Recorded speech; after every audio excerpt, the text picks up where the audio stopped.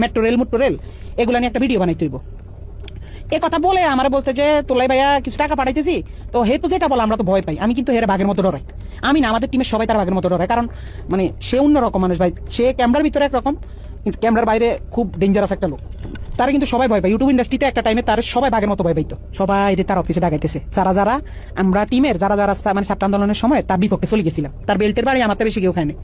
Belt খুইলা আমার কুত্তার মতো পিড়াই। 2-3 মাস পরে হয়তো বা তার মাথাটা আবার ঢুকছে যে রাই কি কারো লগা আবার কিছু কইয়া লাইনি। হ্যাঁ, রাইটা আবার একটু দমক দিতে হইব। কেমনি বড় একটা নেতার সামনে হয়তো ফোন টোন দিলে আমি একটু ডরাই যাই। আমি তো ডরাই আসলে, আমি কিন্তু ভয় পাই। তো হঠাৎ একদিন রাইতে আমি নোয়াখালী 10:30-11টার দিকে হঠাৎ একটা ভিডিও কল। তো ওই দেখি এই তো আবার তলপেটে কামড়ি আল্লাহ এতদিন পর হঠাৎ কল দিয়ে আবার কি জানি কি কয়। হঠাৎ ফোন দিয়ে কয়, শুন তোর লাগে একজনের সাথে একটু কথা বলাই দিব, বুঝছো রাহি? আমি কই জি ভাইয়া, কোনো সমস্যা নেই বলেন। পরে দেখলাম হঠাৎ করে বিপিনুর ভাইয়ের সাথে আমার কথা বলাই দিছে ভিডিও কলে। আমার কইতেছে একজনের সাথে কথা বলাই দিব, সে কিন্তু নেক্সট বাংলাদেশের অনেক বড় মাপের একজন কেউ হবে, প্রধানমন্ত্রী বা মানে ভালো একটা পদে যাবে। তো পরে দি হাফিজ ভাইকে বুঝছি তো তোর ভাইয়ের অবস্থানটা? আমি কি জি ভাইয়া বুঝছি। পরে কথা সাবধানে থাকিস, ঠিক আছে? আমি জি ভাইয়া ঠিক আছে।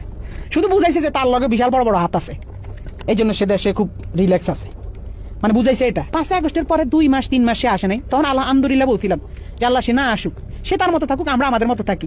আমরাও তার কাছে যাইতাম চাই না, সেও আমার কাছে না আসুক। যে মানুষ 5 আগস্টের পরে আইসা দেশে স্টে করছে, সুন্দরভাবে থাকছে, আল্লাহ তো আপনার সুযোগ দিচ্ছে, কিন্তু না আপনার ভিতরে তো ওই মনুষ্যত্ব না। আপনি শুধু রিভেঞ্জ, কারে কারে ধরবেন, কারে কারে মারবেন, কারে কারে কি করবেন।